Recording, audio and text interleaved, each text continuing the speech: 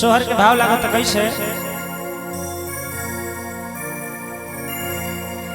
सोने महलिया में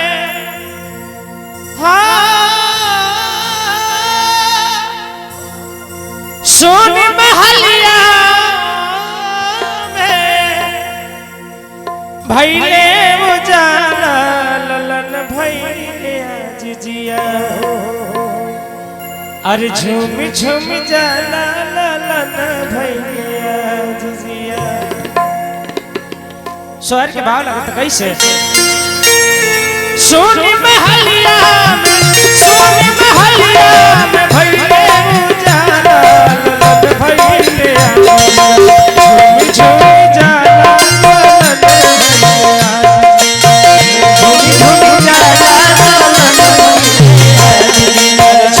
झूम जाला ललन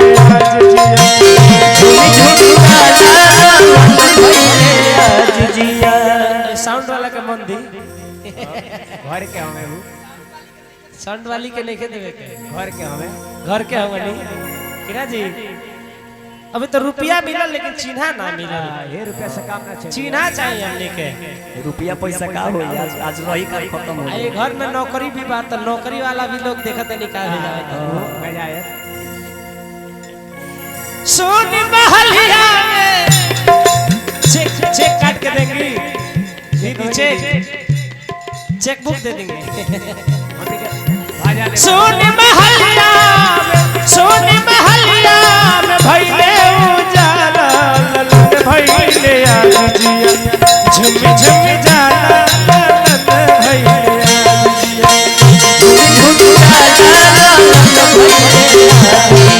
झुम झुम जाला ललन भैले आज जिया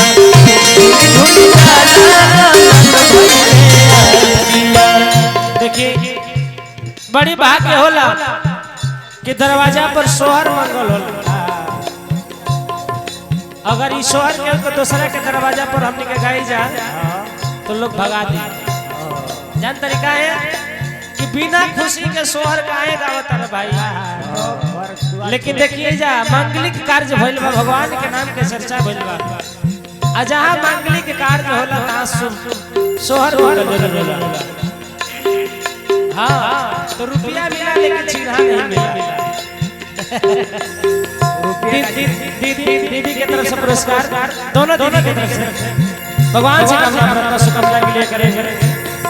जहाँ रहिए अपने कारोबारों को वृद्धि कीजिए। सोने महलिया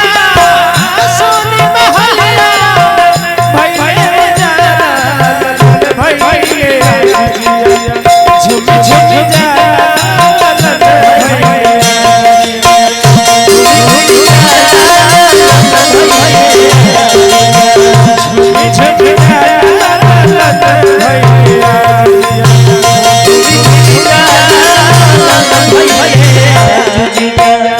छोटी वाली बात जिसका आज जन्मदिन है उसको बुलाइए।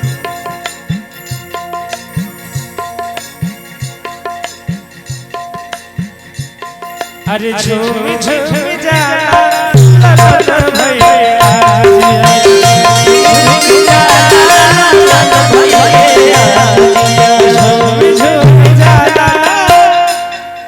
आज आपका जन्मदिन है हम लोग सोहर गा रहे हैं। ये भी भाग्य की बात है आपके लिए। तो देखिए कैसे भाव है। भगवान से प्रार्थना करें कि आपकी आयु लंबी हो। अब भगवान के दरबार में ऐसे दान तुम करना चाहिए। तो कैसे भाव है बाबू के ये लुटावे नया धाम सोना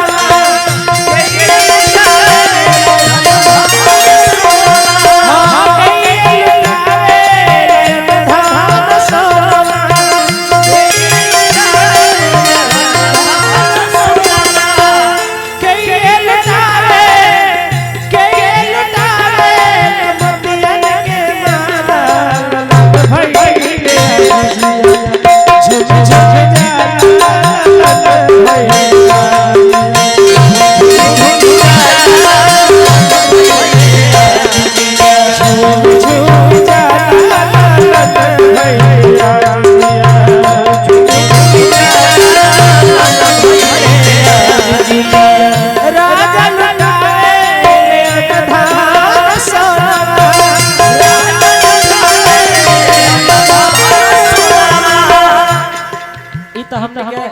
राजा लुटावे तो रजवाड़ में होला जी ये जा हम देखी का कहे पापा लुटावे अंधा सोना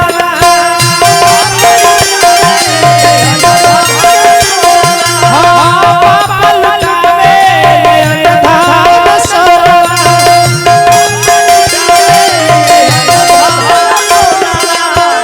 मम्मी लुटावे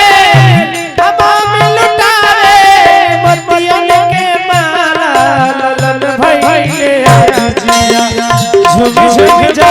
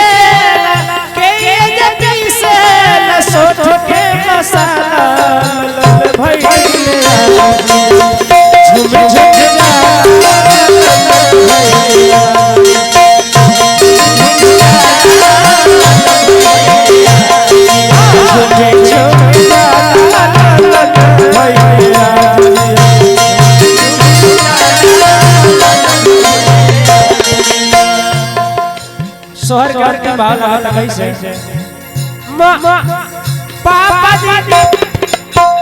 पापा जी ललना के पलना झुलावे पापा जी ललना के पलना झुलावे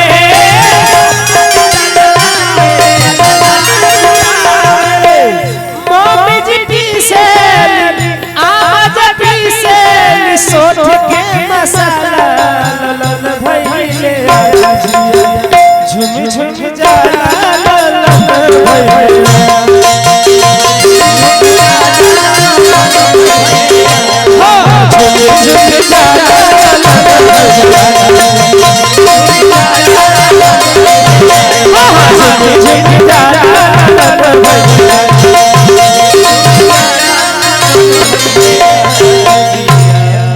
कि दादी जी सोहर में रुपया ले